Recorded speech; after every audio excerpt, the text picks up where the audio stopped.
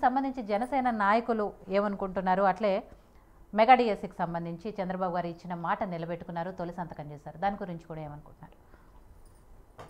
ముందుగా ప్యానెల్లో ఉన్న సభ్యులందరికీ, నాయకులందరికీ నమస్కారం మేడం. ముఖ్యంగా యోయో టీవీ ఛానల్ అధినాయకత్వం అందరికీ నమస్కారం అండి.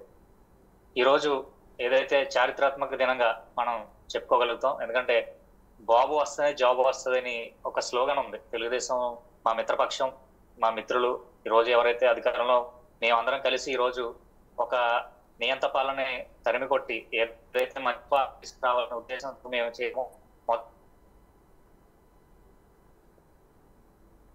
వెంకటేష్ గారు, మీ వాయిస్ మ్యూట్లో పడిపోయింది.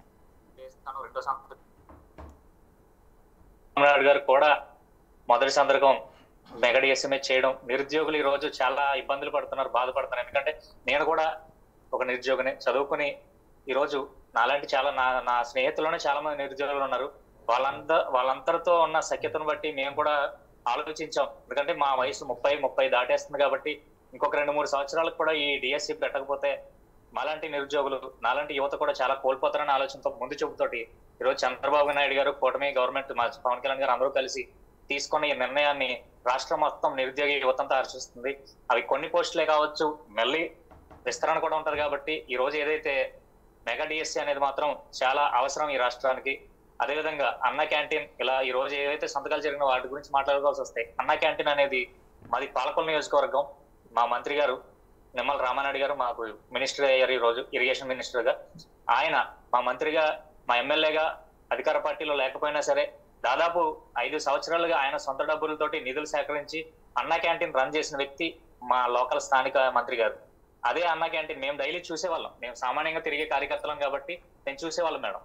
అక్కడ ఏదైతే కూలి పని కోసం విలేజ్ నుంచి టౌన్ లో వచ్చి రోడ్డు మీద ఉండి ఏదైనా లారీయో వ్యానో వచ్చి వాళ్ళని తీసుకుని 300 కూలికి 400 కూలికి తీసుకుని, కూలి దొరకని వాళ్ళు అక్కడే చెట్ల చోటన రోడ్డు మీద కూర్చుని ఉంటాయి. వాళ్ళకి తినడానికి కూడా హోటల్లోకి వెళ్ళి 60 రూపాయలు, 70 రూపాయలు, 100 రూపాయలు పెట్టి తినలేని నిస్సహాయులకి అన్న క్యాంటీన్ అనేది చాలా ఉపయోగపడింది. ఈ రోజు 5 రూపాయల భోజనం పెట్టి ఎవరికైతే చంద్రబాబు నాయుడు గారు కడుపు నింపారో వాళ్ళందరి ఘోష తగిలి ఈ గవర్నమెంట్ భూస్థాపితం అయిపోయింది. వాళ్ళ అదేవిధంగా కొన్ని పథకాలు ఉన్నాయి. ఈ రోజు ఏదైతే మన ప్రభుత్వం అధికారంలాగానే ప్రతిదీ చేస్తామని ఇద్దరు నాయకులు ఎలా మాటిచ్చారో, మన చంద్రబాబు నాయుడు గారు కానీ మా పవన్ కళ్యాణ్ గారు కానీ ఖచ్చితంగా అన్ని చేసి పెడతారు. ఒక మనిషి చెప్పినట్టు ప్రతిపక్ష నాయకుడు, ఇప్పుడు ప్రస్తుత ప్రతిపక్ష నాయకుడు ఎమ్మెల్యే పులివెందుల ఎమ్మెల్యే గారు చెప్పినట్టు మేము 99% చేసేసాం అని ఏదైతే మాట ఉందో, ఒక్కటే ఏం అవసరం లేదు మేడం.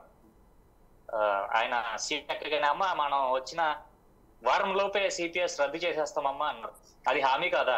99% హామీలు నెరవేరిస్తే సిపిఎస్ రద్దు అనేది 1% అయినా ఉండాలి కదా. 98 అనుకున్నాం.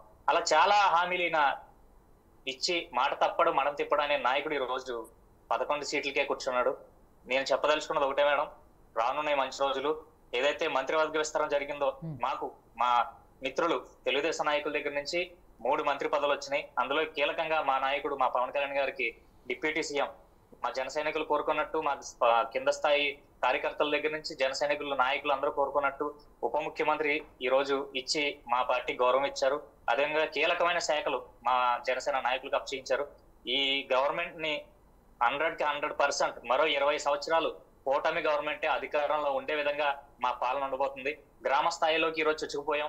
ఆయన ఎంత పథకాలు ఇచ్చినా, ఎన్ని వేల లక్షల కోట్లు జనాలకి డైరెక్ట్ అకౌంట్లు వేసేసినా సరే ఈ రోజు జనం అందరూ నిన్ను కూర్చోబెట్టి ఒక క్రికెట్ టీం మాదిరి 11 మందిని ఆడుదాం ఆంధ్ర అనే ఒక గేమ్ లో 11 మందిని మాత్రమే ఆయన కూర్చోబెట్టారు.